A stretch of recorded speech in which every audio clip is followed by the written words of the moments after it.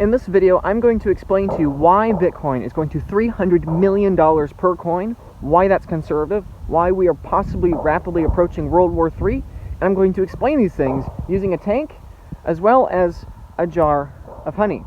So, without further ado, what on earth am I talking about? Why am I here with all this military equipment here today with live shells going off in the background holding this jar of honey? Is to explain something, a really big problem, and explain why Bitcoin solves that problem. It's called the honeypot problem. See, I'm a life form, I'm a human being, everything else around us, every living thing on the planet is a life form. Every plant, every animal, every insect, every little fungi, everything, every amoeba, everything that lives has to have energy to survive. We need sunlight in order to survive. Plants need sunlight in order to eat it and to grow. I need to eat the plants, and I need to eat the animals that eat the plants to survive. I need energy. If I don't have energy, I die. Okay? The same thing in the same way that ecosystem thrives as a function of how much energy it's able to capture. It's the same thing true with humans, and it's the same thing true with bees. See, bees I find really fascinating and really cool at helping explain Bitcoin, because what bees do is that bees are a decentralized kind of defense mechanism protecting their honey. You know, this jar of honey a friend of mine acquired in Michigan here, and what he had to do is he had to go in, he had to acquire the honey, and the bees have been protecting this honey from predators, from anything that's going to come into the hive and attack them to gain their honey, the thing that is valuable, because this is condensed energy. This has a lot of nutrition, this has a lot of caloric energy behind it, and so if you're able to get through that barrier that the bees put up with their stingers, you can get to their honey, you can get to their condensed caloric energy. This is their form of money. Honey is the bees' form of money. And so how bees protect that is via kinetic and non-kinetic projection of power. Their non-kinetic projection of power is these colors on themselves, okay? The bright yellow colors, the vibrant, the pheromones, the ways that they project to the world, they project to their predators that, hey, don't attack us because we will sting you, and we will willingly sacrifice our lives to sting you, because obviously when bees sting you, they die. We will do this to protect what is valuable to us and protect what is valuable to everyone else in our hive. And so humans, what we humans do is something very similar. You know, in the same way that bees have stingers to protect what they deem valuable, we do the same thing. This tank here is the human form of a stinger.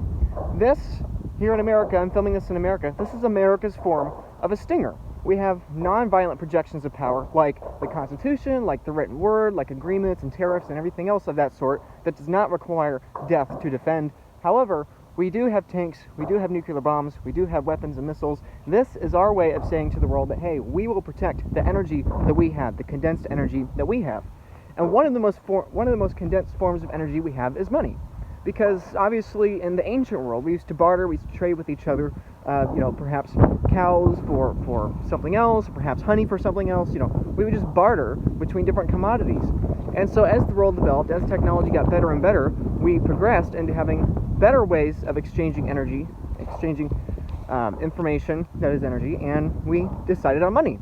Because the only thing that's more scarce, the only thing that's more divisible, the only thing that's more fungible than a jar of honey, let's say, or let's say a bushel of wheat, or a can of salt, or whatever, is a number. A number is the best way to communicate with someone else a specific amount of information. That, hey, Luke Broyles has this much energy, or hey, this person has that much energy, this tribe has more energy than them. We quantify that by a number of barrels of salt, or by a number of bushels of wheat. And so eventually we just realized, oh, well, we should just go to numbers themselves, right? And before that, gold obviously was the primary way. But then we adopted these forms of numbers, okay? Here I have a $20 US bill and a 100 Venezuelan bolivar here. These are two different examples of numerical systems we use to communicate energy to each other.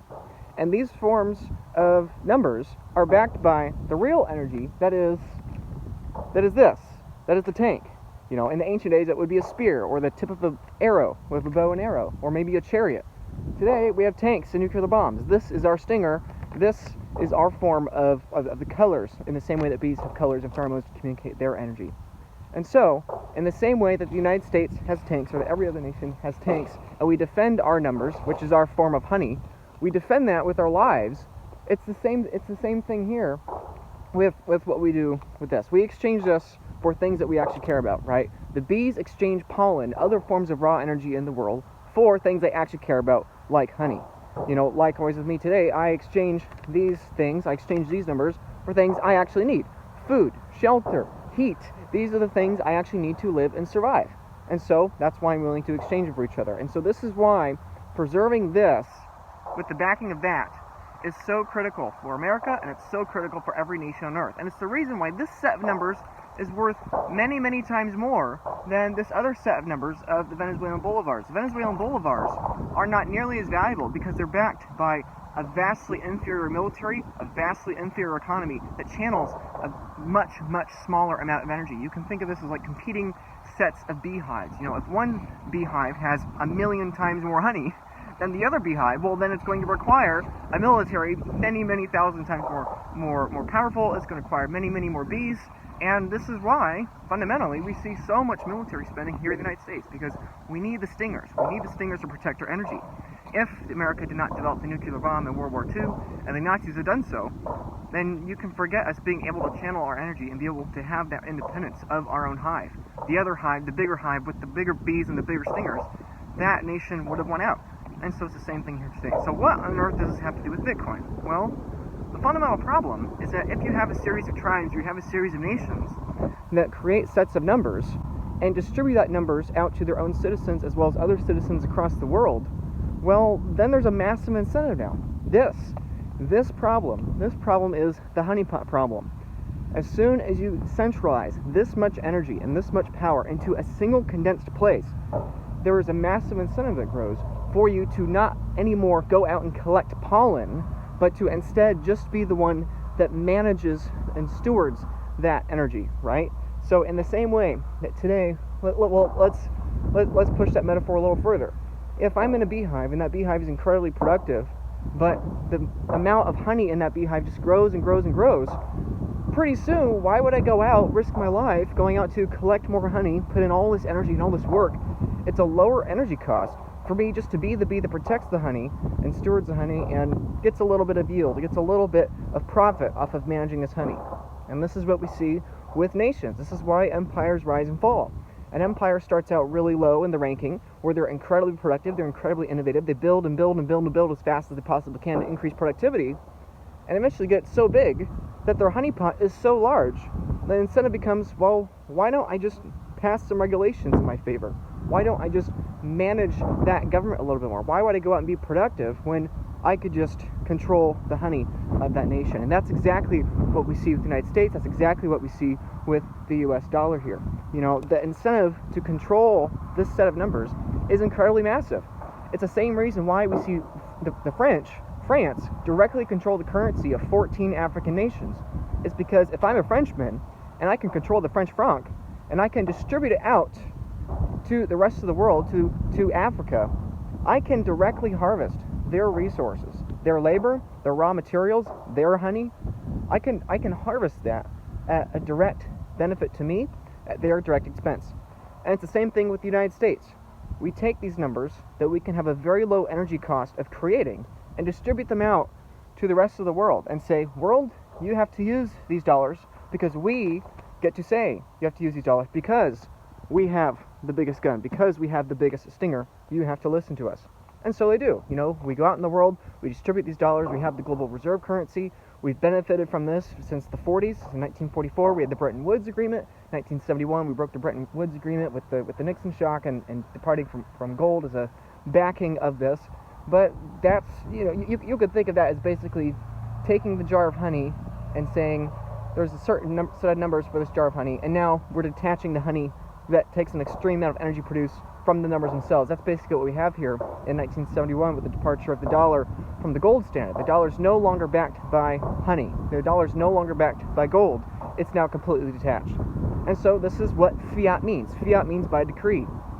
Honeypot problem. It requires central authority. If everyone could just make numbers up and exchange them with others for a raw brute physical cost, well then everyone would do it. So this is an inherent technological problem. This is not a U.S. Army problem. This is not an American problem. It's a technological failure. Up to this point in history, we've only been able to verify and control the scarcity of a set of numbers via a centralized source that audits and manages that set of numbers, inevitably meaning it becomes the government, because the government has the greatest means of energy. The government has the greatest means of yielding and wielding power. So, Bitcoin. What Bitcoin attempts to do, what Bitcoin hopes to do, is it attempts to be a technological solution to this problem. Inevitably, if you have a centralized authority controlling the set of numbers that everyone uses to exchange with the rest of the world, eventually that power will be abused. And so, if you have a technology that does not require a central authority to manage and audit and maintain that scarcity of the set of numbers we use as currency, and instead you could do that in a decentralized manner where there is no longer a honeypot problem in one single place inside the hive, but instead it's decentralized and spread out entirely so that there's no longer an incentive to manage that honey to where it becomes corrupt and distorted. That's a really, really big deal.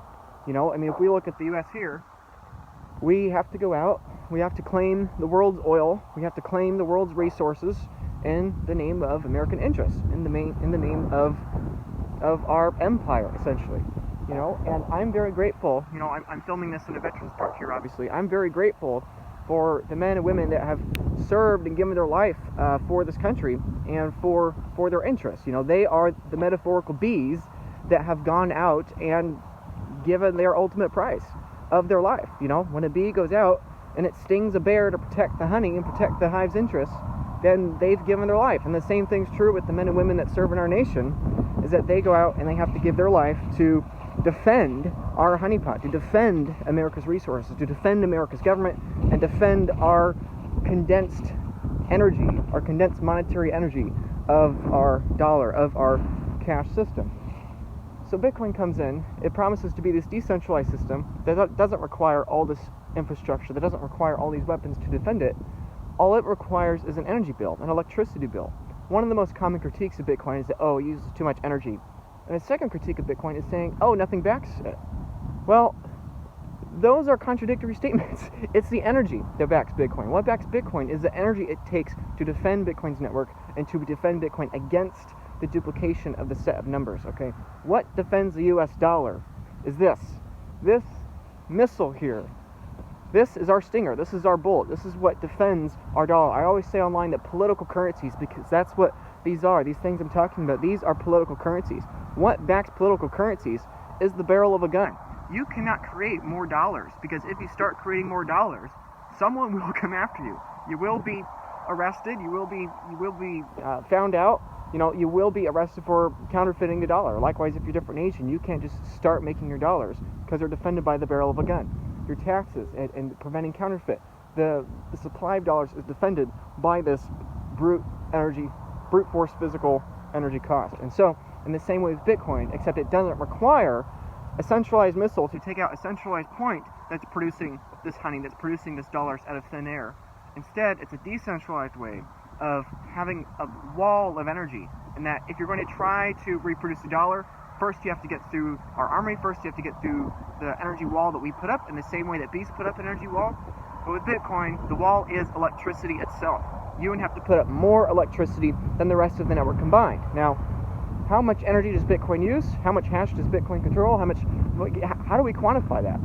Well, right now, all Bitcoin uses more energy than the US Navy. So, continuing with the Army and Navy and Air Force military and weapons metaphors, I mean, that's a pretty strong one. All the nuclear submarines out there, all the aircraft carriers, all these things, Bitcoin uses more energy than them. I'm looking at all these massive pieces of military industry. It's just incredible. Obviously, most of these things here today are from wars of decades past. None of these are up to today's standards of military equipment. And just the amount of energy it took in World War II, in World War I, in these other wars to defend ourselves, it's just tremendous. It's just massive. And to think that Bitcoin is already at this tiny amount of adoption we have today, using more energy than the U.S. Navy, is just incredible. It's just amazing to think about that all those aircraft carriers, all those planes, all those submarines, everything is dwarfed by the amount of energy that Bitcoin is using. And that's the beautiful thing with Bitcoin, that as the honeypot of Bitcoin grows and grows and grows, as the honey becomes more valuable. Today, at the time of recording, the market cap of Bitcoin is about $500 billion, $500 billion. That's the size of the honeypot of Bitcoin. And the beautiful thing is that as that grows, the economic incentive to contribute to the network, get paid from the network, and provide more electricity, provide more energy to the network to defend it, grows and increases. Meaning that it becomes exponentially more difficult to distort Bitcoin's supply. It becomes exponentially more difficult to counterfeit Bitcoins, to reproduce more Bitcoins. And so, to me, that's an amazing thing, because it's like this, it's priceless. You know, how do you price a Roman chariot in terms of these weapons here? Like how do you price that? You know, what would Napoleon have paid in order to acquire this? What would a Roman emperor have paid to acquire this? It's priceless. You know, if at any point in history, you know, up till very recent, this was the dominating weapon, crushing everything else before. The horse, the chariot, the bow, the arrow, the spear. This is priceless in terms of inferior forms of technology. And likewise, you know, what is a Boeing 747 priced in terms of goats? Or what is this phone I'm recording on priced in terms of pigeons, right? Delivering messages and scrolls. It's like these things are inherently priceless. And so how do you begin to price Bitcoin? Something that does not require political incentives in order to manage its scarcity versus something that does require political incentives to manage scarcity, and therefore 100% of the time inevitably means that it no longer becomes scarce, but increases in abundance as the incentive increases to dump these political currency units on the rest of the world in order for their honey, in order for their resources. It's priceless. And so, you know, I'm really comfortable going out there and saying that Bitcoin is going to these really high, quote-unquote, price targets in terms of political currency, because that's the only thing that makes logical sense. What is the price of a Venezuelan bolivar in terms of a dollar? Well, it's basically priceless, because at no point is the bolivar going to become increasingly valuable in terms of the dollar, because the dollar is backed by the superior form of energy, and it's going to only be backed by that perpetually in the future, and so it's only going to become more valuable, you know? Or, let's say, how do you price the Argentinian peso in terms of the dollar? You know, Argentina just elected a pro-Bitcoin president. They're a G20 nation. It's a really big deal, in my opinion. And you know, how do you, at what point do you begin taking profits in your pesos for dollars? If you look at the dollar in terms of pesos, it looks like the dollar is just skyrocketing in value, doubling and doubling and doubling in value again and again. You know, but if you were to go to Argentina, they would not say that the dollar's going up. They would say the peso's going down. You're making a mistake. You think the dollar's going up in value when it's not. It's just that you're pricing it in terms of political currency that is inferior. You're pricing it in terms of the Argentinian peso, which is an inferior communications mechanism for sharing energy with each other. And it's the same exact thing with Bitcoin. People think, oh, Bitcoin's going up. Oh, wow, you must be making money because Bitcoin's doubled this year in 2023. It's like, no. No, Bitcoin has not gone up 100%, 120% in 2023. No, the dollar has gone down 58% in 2023. And we all know this. You know, you go out in the real world, everything's more expensive. Everyone's talking about inflation. Oh, prices going up. Oh, that's crazy. We all know that the dollar is becoming less valuable. This is because of the honeypot problem. This is because there was a massive incentive to create numbers out of thin air and to act as a monetary god, saying, I can create energy out of thin air, and I can distribute it onto you, and I can get away with this distortion, I can get away with this lie, because I have the biggest gun. And so, because it's this thing that it takes a long time for us to psychologically get over, this mindset shift that, wait, it's not that the Bitcoin's going up in terms of the US dollar, it's that the US dollar is going down in terms of Bitcoin. It's not that the dollar is going up in terms of Argentinian pesos, it's that the peso is going down faster than the dollar, and it's simply this unit bias that we have trying to equate the two. So, where is Bitcoin going from here? I don't know, but at any given point, at any point in the future, it's going to be vastly more probable that Bitcoin becomes more valuable in the future in terms of inferior energy. Using guns to defend the numerical system that we call money is ancient technology. It's archaic. It's devastating, and it's sad that we have to build memorials of all the people that have given their lives to defend this system. And obviously we will always need a military. That's not my point. But my point is that the best way that we can honor our veterans, that we can honor the men and women that serve our country and that serve all the militaries of the world, the best way we can honor them is to reduce the probability for war, to reduce the need for war, and reduce the need to have a barrel of a gun defend our jar of honey. Bitcoin is the most respectful and the most honorable thing we can do for our veterans, and saying that we appreciate your sacrifice. And we are going to build an innovation that does not require sacrifices similar to yours in the future as much as we possibly can. When I'm filming this here in 2023, 3 years ago, the United States of America surpassed a 130% debt to GDP level. Now, this has happened many times before. In fact, in the last 225 years, this has happened dozens and dozens and dozens of times. 98% of the nations or empires or states that surpass this debt level, 130% debt to GDP, ended in 1 of 2 states within 15 years. Either hyperinflation or war. Okay? So for the US's example, we hit that level in 2020. 15 years from 2020 is 2035. Historically speaking, I'm not predicting this, historically speaking, there's a 98% chance that by 2035 we either end in hyperinflation or war. I'm talking about the United States here. There are many other nations across the planet, Singapore, Italy, Japan, on and on and on. There are many nations hitting this point simultaneously. In my opinion, that's because this is the first time we've had a global rise in productivity in the late 20th century, in this first global period of a global reserve currency, the post-World War II era. Before World War I, World War II was the British pound, which was much more localized, and today the world's much more global than it's ever been. And so we have a cascading problem here. We have more countries than ever, with more bigger guns than ever, that simultaneously are racing towards this path that we know there's only those 2 destinations, either default or hyperinflation or war. And so the reason I talk about Bitcoin, the reason I do this, is because of that belief. Yes, you should consider buying Bitcoin to protect yourself against hyperinflation. But frankly, I hope that we have hyperinflation, because the only other result, the only other probable outcome is war. If you think of bees, there are only 2 outcomes here. Either you listen to the colors and the pheromones that the bees are emitting, either non-kinetic projection of power, or you disregard that. And that's when the stingers come out. And that's where we're racing to here. The world has spent many decades atop of these forms of numbers, these forms of political currencies, the US being the dominant one by far. And that's starting to change.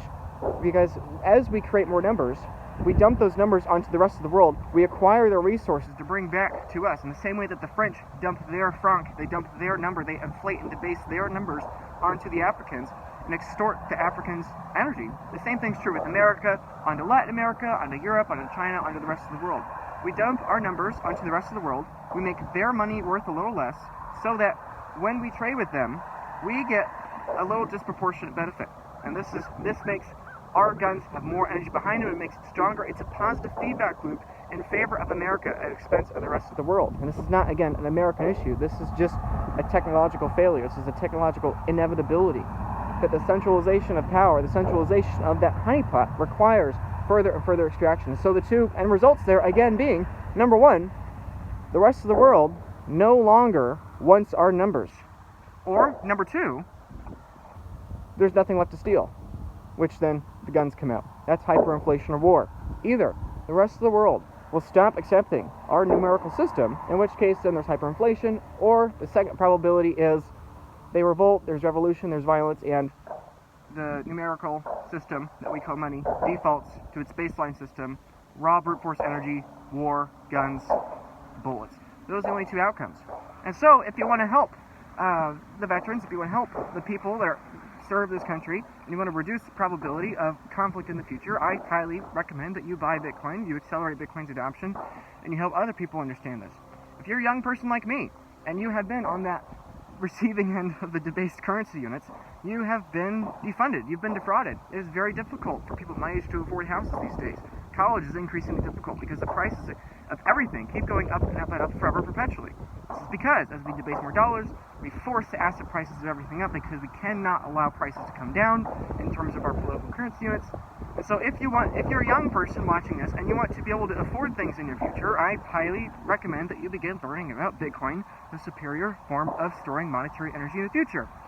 And if you're older, you're looking to retire, you're retired, I highly encourage, likewise, you begin learning about Bitcoin, because if by 2035 history says there's a 98% chance that our bonds, that the US, and that our currency is either going to result in hyperinflation or war, that's something really to keep in mind. Now, I'm an optimist. I don't think the US has a 98% chance of hyperinflation. That's not what I'm kidding. That's not what I'm claiming.